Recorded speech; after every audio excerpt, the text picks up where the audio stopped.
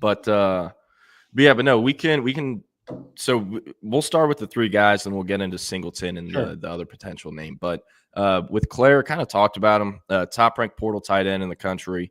Second most receiving yards by a tight end in the Big Ten last year, behind Tyler Warren, who is the Mackey Award winner, or is the Mackey Award winner. Also second in Big 12 in average yards per catch, but behind Terrence Ferguson, not Tyler Warren. Grades really high.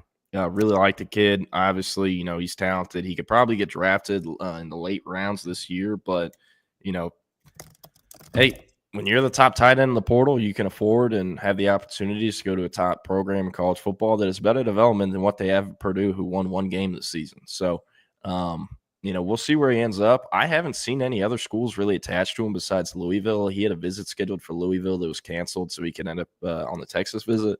But kind of in wait-and-see mode with what happens there. Now, the defensive lineman, on the other hand, Cole Brevard, another interesting kind of recruitment. Not as interesting as Baumeister's or Baumeister's, but Baumeister. Okay, got it. UT Parking, thank you. But with Cole Brevard, originally from Indiana, was a high 3-star D-line prospect out of high school in the 2020 class, had a 4-star per the composite. And he committed to Penn State over offers from pretty much every top tier Big Ten school or school in that region. God damn. Sorry. What you got? I just had to respond to a text, but chose Penn State over Michigan, Ohio State, had all the top offers in that region out of high school. Was there at Penn State for 2 seasons, didn't play a snap his first year at Penn State. His second year, he played in 1 game versus Rutgers, and I think had 1 tackle, and that was it.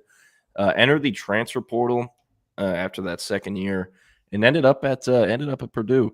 He chose Purdue over Florida State and Duke. Apparently, that was his top 3 in the portal.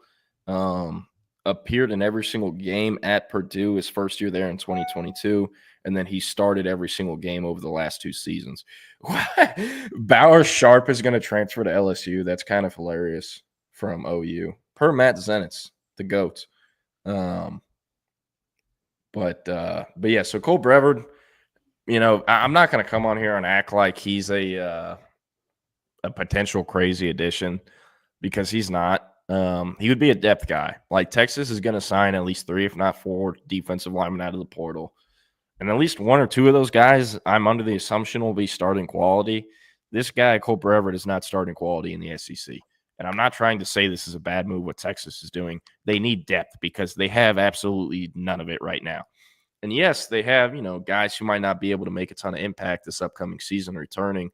Sadir Mitchell, Alex January, Melvin Hills. But this guy has started 20-something games and has played in 39 games in his career.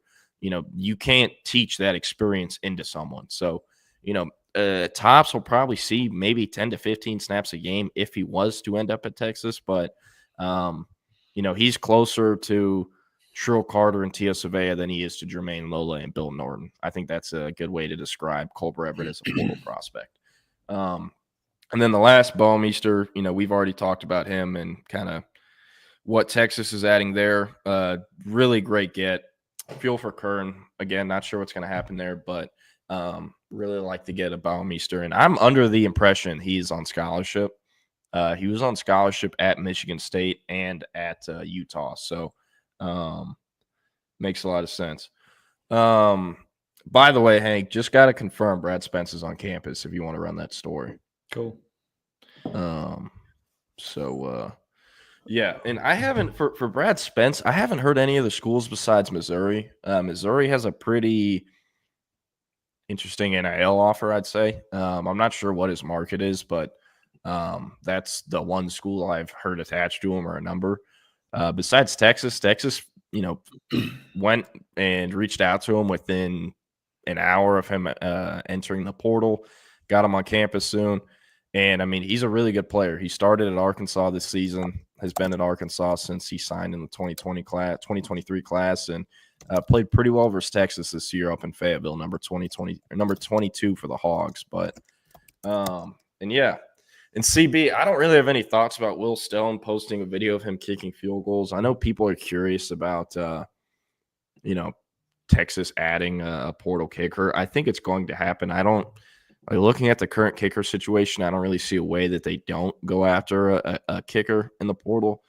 Will Stone, he came in the 2022 or 2023 class, but kind of yet to earn those responsibilities of kicking field goals. So we'll see what happens there. But I mean, as things currently stand, I think they're going to get a portal kicker. So yeah. In Tacario Davis, a lot of people have had some interesting thoughts on him. He regressed a bit this past year. A big part of that was the fact that he was playing in a new scheme under Brent Brennan, and they have an incompetent coaching staff. That's why Arizona won like 3 games this year. I like Dwayne Aquino a lot, but I like the scheme they were running. That's not what Tacario Davis fits. He fitted the fish scheme much better, and I think that's why he's going in the portal. His draft stock is basically what it is, if not worse, than it was if he would have left last year for the NFL. So Texas was heavily involved that first time around. He obviously went back into the portal and went back to Arizona from the portal. But Texas could be an option. So we'll see. I definitely think – I know a lot of people kind of got really excited about those 2 Arizona defensive back transfers because Jason Scheer posted that on Twitter. Of those 2 guys, I think Tacario Davis is the one Texas definitely likes more.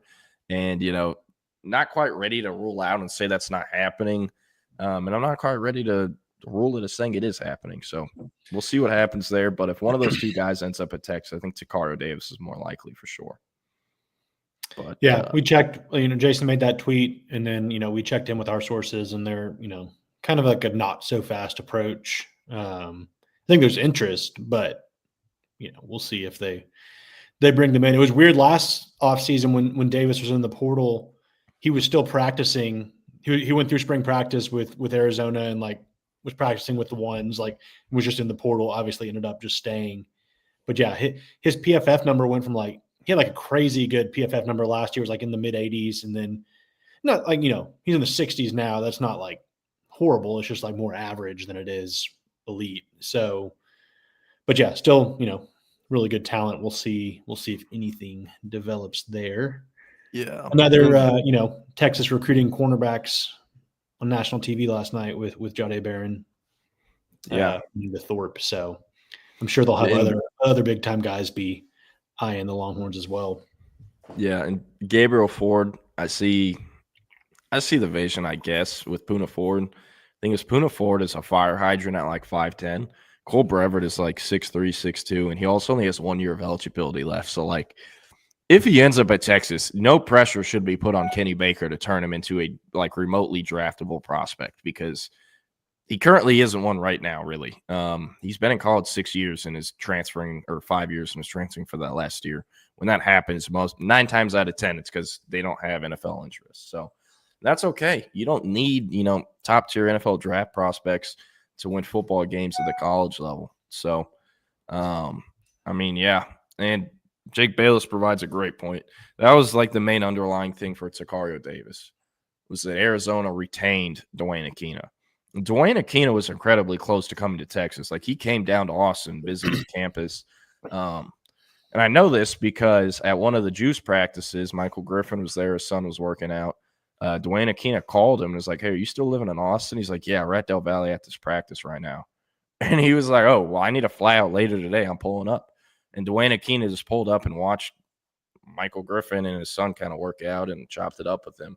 And it was right after he stopped by the Texas campus. So, that was close to happening, but it didn't. And, Aquino was able to get his CB1 back in Tucson. So, yeah, CB is correct.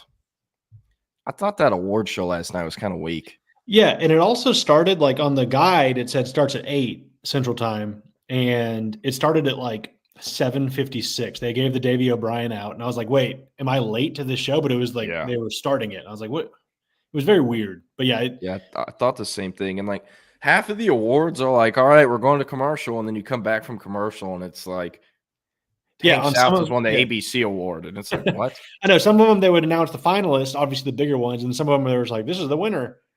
But yeah. I mean, Barron had the best acceptance one with Taff and Makuba with him. Man, that warmed my heart seeing that and seeing everyone in the team room. Like I went up to the TV like this and took a photo of Bam because I saw Bam there. But man, it's nuts. And hey, go look at that Juice 7-on-7 Twitter account banner on the left. All-time leading Texas Tech rusher Taj Brooks. Next to him is Jahdae Barron, 2024 Jim Thorpe Award winner. So love that. And speaking of Bam, Chip Brown should have a story out sometime today talking to Bam about, his 3 Austin area DBs balling at Texas, Drew Makuba, Mookie Taff, and Jahdae Barron. So love that. And also love Jahdae Barron has changed his bio to Ja Thorpe Barron. Our agenda has successfully been pushed. We've completed the mission, boys. I like that Javion Cole was still, even after entering the portal, he's still giving love to, he did his Ja Thorpe too. So I was like, he's going out on a, Texas fans will cheer for him wherever he ends up. So. Oh yeah.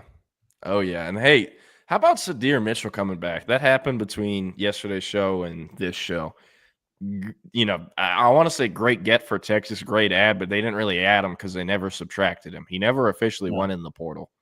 And I remember talking to you about this on the phone the day that was posted, like, yo, this is worded plans to enter the portal. Like the other times kids are getting tweeted, it has signed the paperwork to enter the portal, intends to enter the portal, or has entered the portal.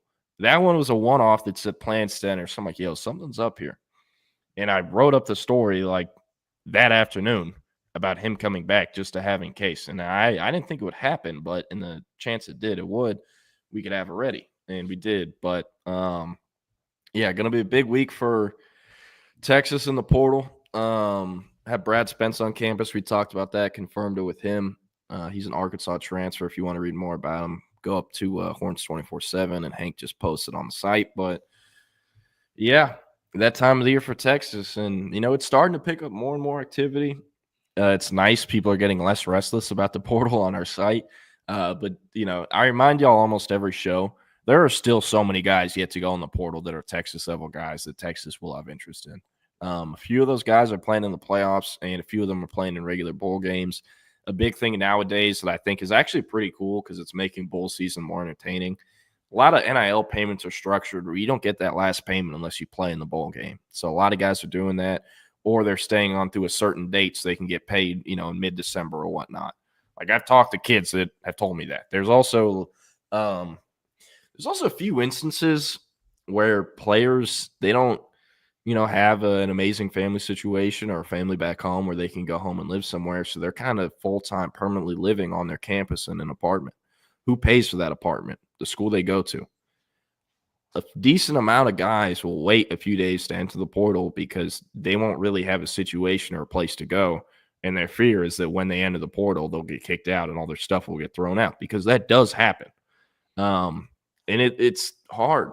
It's a hard deal to figure out what's next, especially if you have to downgrade from a Power 4 to a G4 or G5 that doesn't necessarily supply apartments or give apartments to their guys. So the portal is truly the Wild West. And I keep seeing people bring up Zach Branch. I think if he went in the portal, Texas would definitely kick the tires there. But Texas wasn't involved out of high school. So, yes, that obviously doesn't mean anything in the grand scheme things of the portal. But in terms of like continuous relationships over the last few years, there isn't a ton there. So they would really have to have sold him on Texas. But I guess we'll see what happens with Branch. I know Zach Branch and Malik Muhammad aren't friends. We should talk about Eric Singleton. Matt Zenas just reported he's visiting early next week. So, you would think Monday, Tuesday. He was probably we already have him ranked as number 1 wide receiver in the portal, don't we? I believe so. I think at one point he was our number 1 overall prospect in the portal. Let me double check this. But while you're doing that, for anyone not familiar, Georgia Tech wide receiver transfer. Obviously, Georgia Tech outplayed their expectations this year. Everyone's going to remember the 8 overtime game against Georgia. In that game, Singleton had 8 catches, 86 yards, and a touchdown on the Georgia defense. The week before that, he caught 5 passes against NC State for 106 yards. For the season, He averaged, let's see, 13 and a half yards a catch. He only caught 3 touchdowns, but, 56 catches for 754 yards. So big time playmaker. He fits the mold of what Chris Jackson looks for in the portal. There's a lot of talk like, oh, well, this guy's really good, but he might not necessarily be like a one and done type talent. Like Texas goes out, they will go out and get guys like Isaiah Bond, who I think everyone still expects to be in the NFL draft conversation. Obviously, he's had the back half of the season has been rough after his injury, but that's a guy that he needs to come play one more year, catch passes from Quinn Ewers, he'll get drafted. Could make that argument with Matthew Golden. We'll see what he ends up doing. But Singleton fits the bill of like a guy that could come boost his stats one more year, catch passes from Arch Manning, and then go in the first round. Like that's just kind of how they view it. Yeah. So if you're looking at, like when you're looking at wide receivers enter the portal, you got to kind of take that into account. Like a kid that's like a freshman after, for example, Micah Hudson, not that he's not going to be a NFL talent, but he's not a one and done type guy because he's only going to do a second year. So I think that's kind of the checklist Texas has, at least on looking, from a broad or from 30,000 foot view. Yeah, for sure. As much as I'd love them to recruit Micah Hudson, and as much as I think he'd be successful there, they have guidelines that they go about for recruiting guys. The only guy that really makes sense to me from the 2024 recruiting class at receiver that's actually in the portal would be Mario Craver, just because he actually had production last year at Mississippi State. But I don't really see that happening for Texas either, just like I don't see it happening for Micah Hudson. But that at least makes a little bit more sense in my head.